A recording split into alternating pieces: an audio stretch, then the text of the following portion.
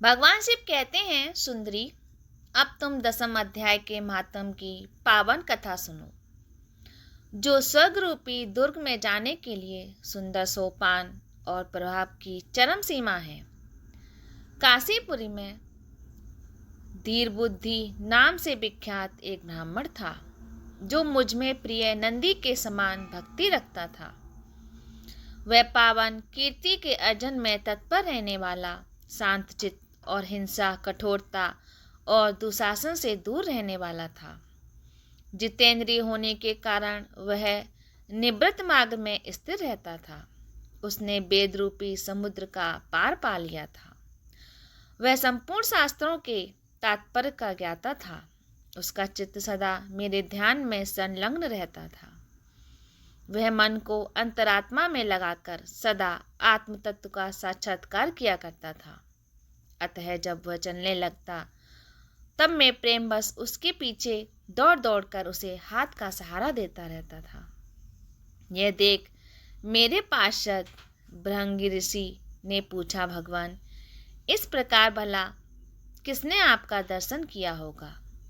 इस महात्मा ने कौन सा तप जप किया है कि स्वयं आप भी पग पर इसे हाथ का सहारा देते रहते हैं? भिंगरिटी का यह प्रश्न सुनकर मैंने उस प्रश्न का उत्तर दिया।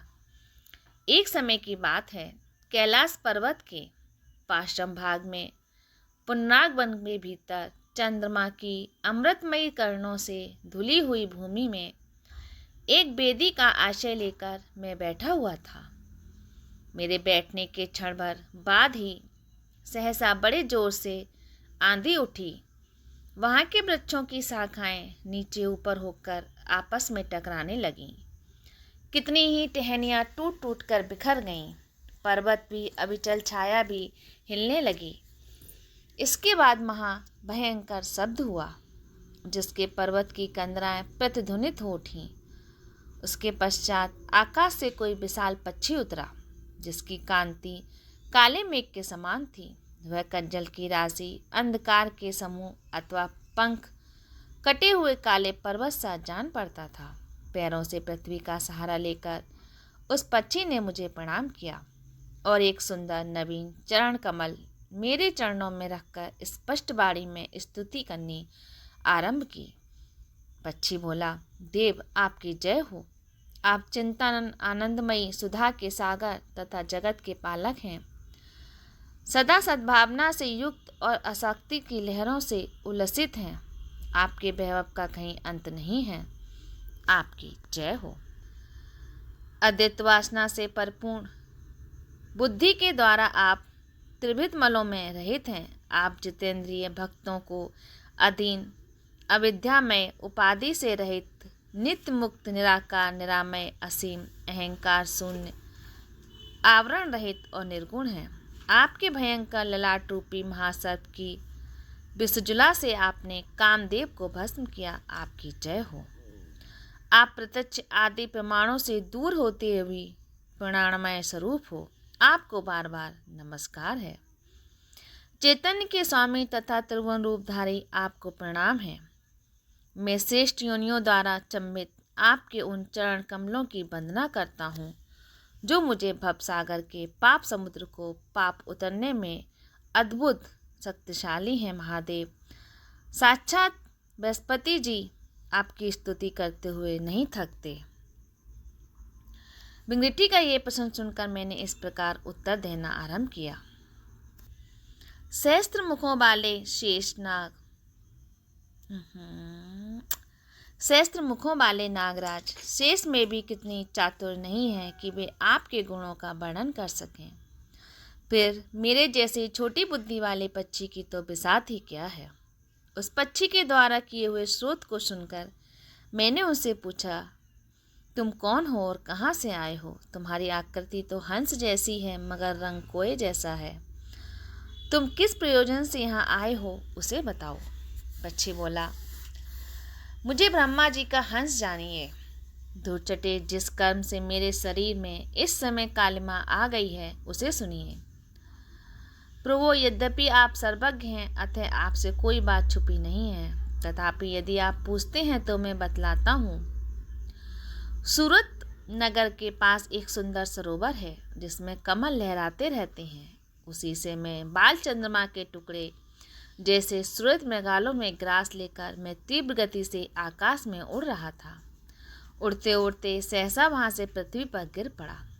जब होश में आया और अपने गिरने का कोई कारण ना देख सका तो मन ही मन सोचने लगा, ओहो ये मुझ पर क्या आ पड़ा, आज मेरा पतन कैसे हो गया। पके हुए कपूर के समान मेरे श्वेत शरीर से ये कालिमा कैसे आ गई। इस प्रकार विस्मित होकर मैं अभी विचार ही कर रहा था कि उस पोखरे के कमलों में से मुझे ऐसी बुराई सुनाई दी। हंस उठो, मैं तुम्हारे गिरने और काले होने का कारण बताती हूँ। तब मैं उठकर सरोवर के बीच गया और वहाँ 5 कमलों से युक्त एक सुंदर कमलिनी को देखा। उसको प्रणाम करके मैंने प्रदक्षिणा की और उसके पतन का कारण पूछा। तब कमलिनी बोली, कल हंस तुम आकाश मार्ग से मुझे लांग कर गए हो। उसी पातक के परिणामवश तुम्हें पृथ्वी पर गिरना पड़ा है तथा उसी के कारण तुम्हारे शरीर में कालिमा दिखाई देती है। तुम्हें गिरा देख मेरे हृदय में दया भर आई और जब मैं इस मध्यम कमल के द्वारा बोलने लगी हूँ उस समय मेरे मुख से निकली हुई सुगंध को सूंघकर 60,000 भवरे स्वर्गलोक को प्राप्त हो गए हैं। पक्षीराज, जिस कारण मुझ में इतना वैभव, इतना ऐसा प्रभाव आया है उसे मैं बताती हूँ, सुनो। इस जन्म से पहले तीसरे जन्म में मैं इस पृथ्वी पर एक ब्राह्मण की कन्या के रूप में उत्पन्न हुई थी। उस समय मेरा नाम सरोज बदना था। मैं गुरुजनों की सेवा करती हुई सदा एकमात्र पतिव्रत के पालन में तत्पर रहती थी। एक दिन की बात है, मैं एक मैना को पढ़ा रही थी। इससे पति सेवा से कुछ विलम्ब हो गया। इससे पति देवता कुपित हो गए और उन्होंने श्राप दिया, पापनी तू मैना हो जा। मरने के बाद यद्यपि मैं मैना ही हुई। उसके पश्चात पति व्रत के प्रसाद से मुनियों के ही घर में मुझे आश्रय मिला। किसी मुनि कन्या ने मेरा पालन पोषण किया। मैं जिनके घर में थी वे ब्राह्मण प्रतिदिन विभूति योग के नाम से प्रसिद्ध गीता के 10वें अध्याय का पाठ करते थे। मैं उस पापहारी अध्याय को सुना करती थी। काल समय आने पर मैंने मैना का शरीर छोड़कर 10वें अध्याय के माध्यम से स्वर्गलोक में अप्सरा हुई।